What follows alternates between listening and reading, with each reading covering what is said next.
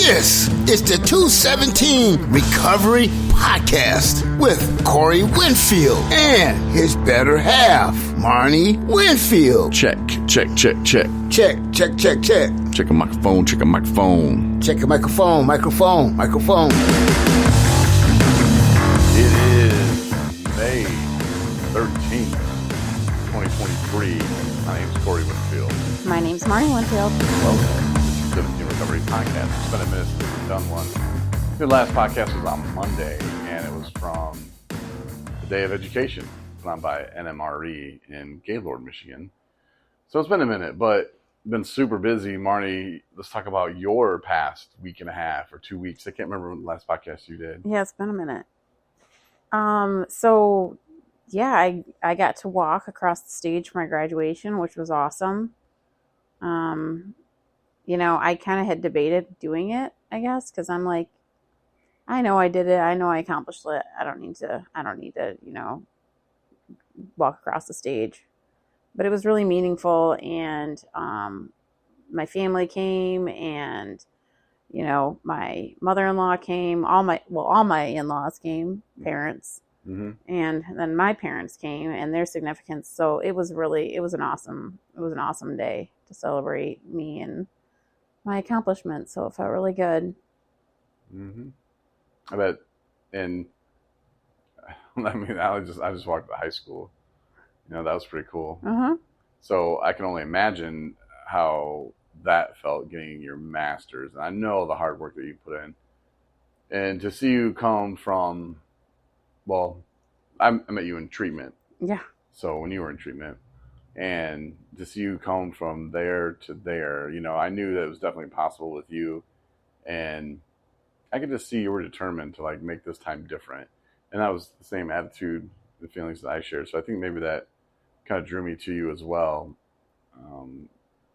When I met you in treatment, a lot of people know our story already, but I was the guy that was getting peanut butter for people. I wasn't your therapist or anything like that. I wasn't trying to lay the Mac down on you, nothing like that. But people would, you know, reference you or talk about you as, oh no, she's serious. She's not playing around.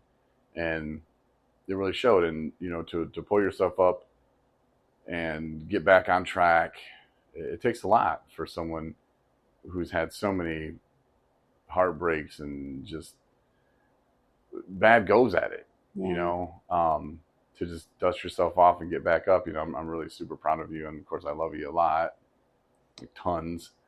So to see that, you know, I was like, that's my wife up there. You know, it was very cool and very special, you know, to see you do that. And I'm sure it just feels great. And some people, and maybe you could understand what I say when I'm like, yep, that's cool. Let's move on to the next. You know, people can sit here and go, oh, Marney, that's great. You did that. But in your mind, you already have other things planned.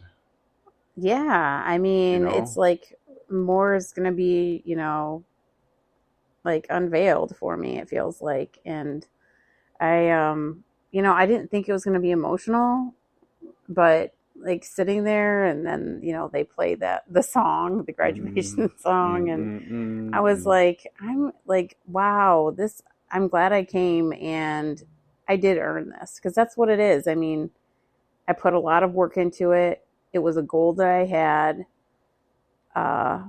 I knew it was going to be a lot of work when I signed up for it, but I knew I was capable of it. And I just needed to remind myself every day that, you know, it was something that I had the potential to do and I had committed to it. So just keep chipping away, you know, one assignment at a time, one day at a time.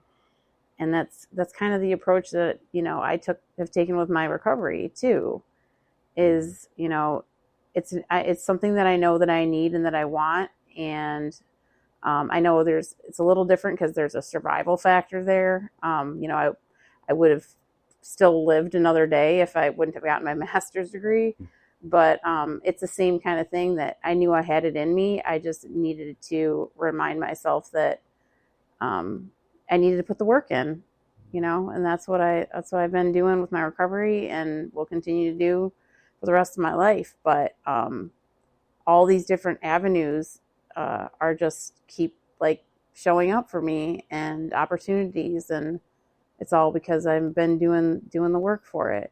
And so it's truly amazing. It doesn't happen overnight, obviously, and No. that'll trip a lot of people up at first in early recovery. It feels like it's going to take forever, and I'm sure it felt like when you went back to school again to get your master's. I'm sure it felt like, oh, it's going to take so long, and it did. You know, it took a bunch of nights in a row, not just one overnight. It didn't just boom happen, but you put those together, and just like your recovery, you know, you keep working at it, and you keep moving forward. Great things are going to happen. You're going to put yourself in situations, it's going to open more doors, and pretty soon, before you know it, everybody's looking at you like, wow, that's great. You did great stuff. And you're the one saying, hey, yep, that is cool, but watch me because I'm still going. Yep. And there were days, I mean, honestly, there were days where I'm like, I'm in way over my head. Like, what did I sign myself up for? You know, and even days that I was just like, I can't do this. Like, it's too much. But that negative thinking doesn't get me anywhere. And those are just intrusive thoughts that are not true. And I just needed to like shovel those away and just be like, nope, you know, I can and I am. And so let's just keep going. That's great. You know, and just if you know someone's struggling or, you know, going through it, just tell them, look, it's a day at a time. And that's why they say that a lot, you know, in recovery. It's a day at a time. And you look at the big picture of it all. And some people will try to get cute and be like, yeah, but they told me not to think of the future. You know, don't think of the future, man. It builds anxiety. That's not what they mean. You know, when you're thinking about things that haven't happened yet, that's what can trip you up a little bit. And of course, the future hasn't happened yet, but I'm talking about like, yeah, but if I do this, then I'm going to go there and then everybody's going to be there. So I might as well just drink now. Or if I go there, it's going to be bad. Or if I call the electric company, they're not going to work with me. So why even call them? You know, like that kind of future planning is not going to work. But you can say, look, here are some goals and here's what I want to achieve. And, you know, if you don't achieve them, write down why you didn't. You know, what didn't work and how can you go at it a different way where you can achieve that goal. Exactly. And it's frustrating. I'm not going to lie. Like with 217 recovery, like things didn't just happen overnight. You know, it was a lot of work, a lot of volunteer hours, you know, just a lot of things went into this to make it, you know, kind of get off the ground and look for the things that are happening for us now. And it's great, you know, but there's a lot of more things I want to do too. And I don't know, it's just great to know that, you know, on yesterday, we had to leave the office and I wasn't in the office for, I don't know, more than a half hour, maybe an hour, but I was out doing things. And it was nice to know that the guys that are there, Adam, Justin, Mitchell, like they can do their job. You know, I didn't have to worry about anything like that. So that was very nice to kind of, for someone who doesn't trust people, you know, for someone who has trust issues. No kidding. It felt really good. And I told you about that the other day, or maybe it was today. I was like, you know what? It felt good that I didn't really have to worry about that. And I wasn't worrying, even though I did a little.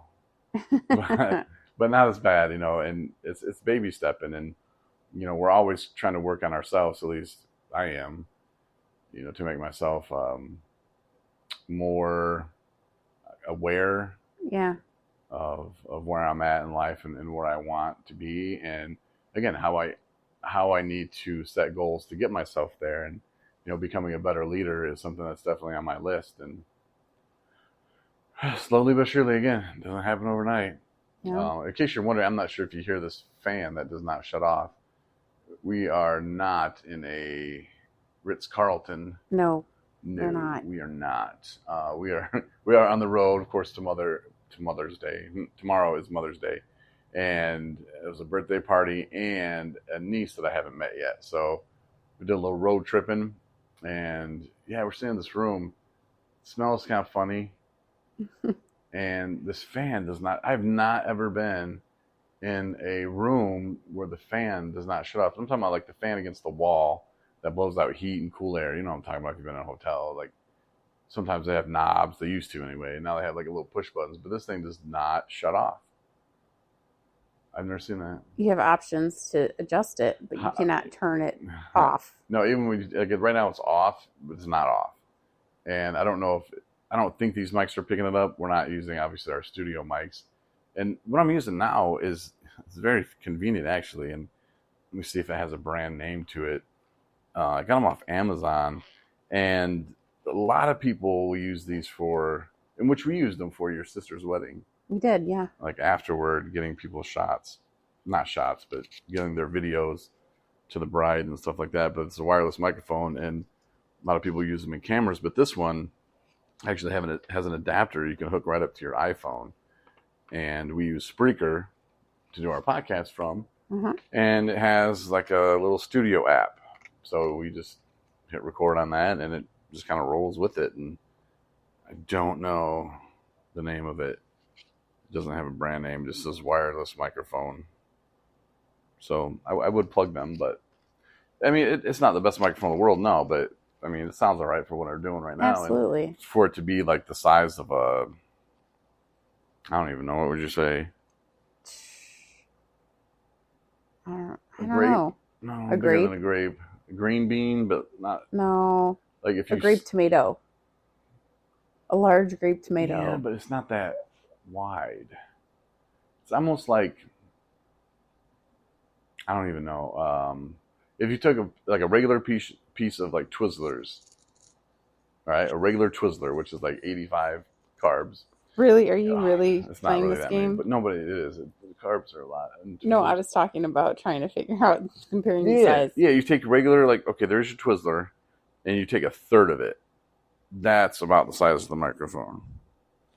So I'm saying, I'm just trying to give people what they want. They want some theater of the mind. So there you go. A third of a Twizzler. Okay. That's about how big these microphones are, and they just clip right on your shirt. So it's pretty sweet. And these were what we were using the other day at the day of recovery with Anna Marie, and Tyrone was like across. Did you hear that? I don't think. Well, you were talking, I think. Yeah, I was with people, and I was just. I was networking, which was what we went there for. I was goofing off a little bit. No, Tyrone. I mean, it was kind of comical a little bit because Tyrone was like across the hall, and I was like, "Hey, man." Yeah. Yeah, and then like important people came up, and I'm like trying to do a podcast, like through them, because one of them kind of got in the way when I was. I fielded that. Don't worry about it. Talk to Justin. They're like, "What are these ass clowns doing?" Did you answer that question? No, there were some really awesome individuals there.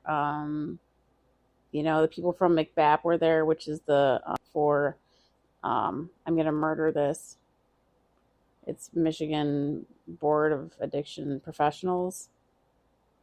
I don't know where the C is, but no, that's what it is. And they were there representing, and then there was people there from Catholic Human Services. There was people there from Sunrise. There were people there from Bear River. There were people there from some recovery housing.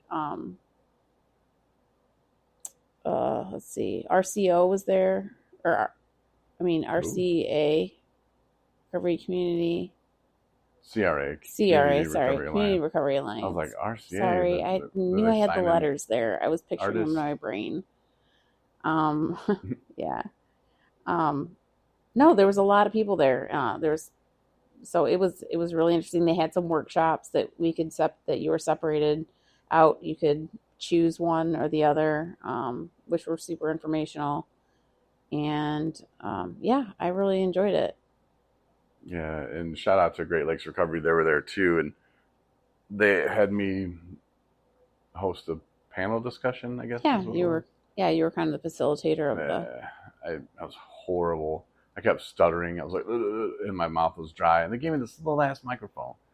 Like, it was like 10 Twizzlers long, but half the size, half of the diameter. Oh my gosh. And I was trying to like put my little mouth up there, like, hello, I'm talking to you. Like, it was pretty dumb. I mean, I'm not saying that they should get new microphones, but they probably should. Because they had one like wireless you could pass, but I had to pass that to the panel. So it left me with a stupid microphone, and I couldn't even hear if I was making my voice into it, and that's my excuse. Well, it went wonderfully, I thought. Oh, I thought it was horrible. One lady came up and she was like, "You're funny" at the end. And I was like, "Okay. All right, you're whatever, man." Like, I didn't know how to take that. She thought you were funny. Yeah, well, thanks. But I don't know how to take that, because was it like oh my God, you are so funny. You like tripped like 4 times up there. You kept stuttering. No, your jokes weren't landing. No, you're thinking too much into it. It went fine. Yeah, it was an honor to do it though. It was, and they asked you of all those people that were there to step up and do that. That means a lot. Yeah, so I do appreciate them doing that. And it was actually Community Recovery Alliance who was like, "Hey, can you step in and do that?" And I was like, "Yeah." Yeah, it's awesome. Yeah, and then but it was good though. Yeah, NMRE was there. Yep. There are people. Yeah, and we got some stuff, and of course we don't like to talk about what we have coming up until like we know what's coming up. But there's some interesting things coming up for 217 Recovery, and it's pretty exciting, for being a recovery community organization like we are, and trying to move things forward with helping people in recovery. It would be huge. So details coming soon on that, but we just can't really talk about it too much. Yeah, I'm be governor. No, I'm not talking about that right now. As soon as we get the go ahead to talk about new things, we'll fill you in. Promise. Mm-hmm. Yeah, my man up in Charlevoix, he's running for president. Chow is what we call him, Derek Chowden. Oh, okay. He's on the podcast. I think our first year. We don't have seasons, we have years. But he's running straight up for president. I was like, damn, bro, like that's pretty ballsy, but can't win if you don't run. Yeah, for sure. I don't know did I ever tell you about him or any of his story? No. It was crazy, man. Like think about like the worst thing you could do to your family, and then times that time by like 10, and that's what he did. And and he was on a podcast. We talked about it. I'm not knocking him. I like the guy, and to see him bounce back is a miracle, because a lot of people would not. They would have not. But he told his family, like, he was so bad in his addiction, he told his family he had cancer, and he was dying. Oh, wow. And like, he played that for a while, and I know he was telling me that his daughter didn't talk to him for a long time, and like, just everybody just was like, F you.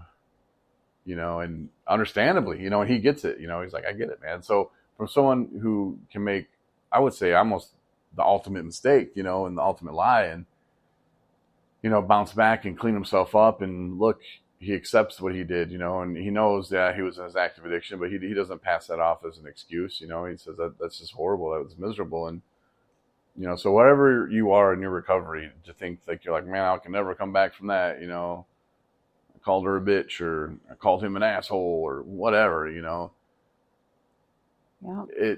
You can get some stuff back. And will you get everything back? I don't know.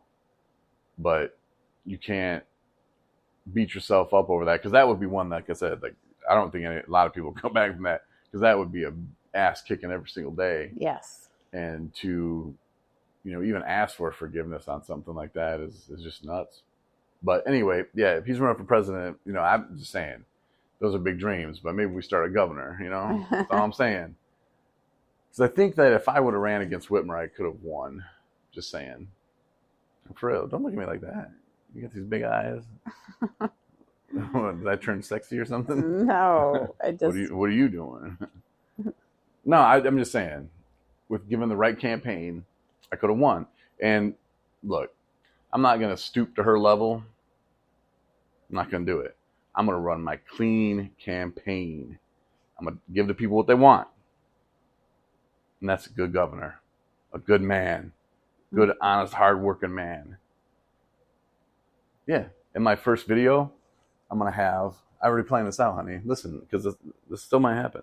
I'm going to have somebody who looks like Whitmer, like up. What? I'm just saying, like, somebody who looks like her. Now you're playing dirty, and you haven't even gotten started yet. No, I'm going to go up and I'm going to congratulate her, because she's going to be gone. I'm not even running against her. That's the whole thing, is the whole politician. That's because everybody, if your game plan is to just bash everybody else, let me finish. That I already shame on you. Let me finish. Okay, you ready? Yeah. All right. It's the last time I beg you to let me finish, by the way. Just kidding. So anyway, so I have somebody who looks like Whitmer, and then me walking up to her, we're outside an ice cream parlor, and I shake her hand and I say, good job, thanks. And then she passes the baton, and I take it. And meanwhile, in the background, there's some guy stealing an ice cream cone from some kid. And I stop him. I say, don't do that. There you go. That's it? Uh-huh. Oh, okay. Well, I had to modify it quite a bit since you started ripping into me about what I was really going to do. But yeah, that's what I was going to do, yeah. No. Maybe then, honey, dream big. No, what I really wanted to do, though, was like Corey Winfield. And then have somebody... Thing is, honey, you say too much to be a politician. I know. It's people love it. No, too I'm like much. Donald Trump. Like you cross too many lines. I know. But it'd still be fun. Just saying.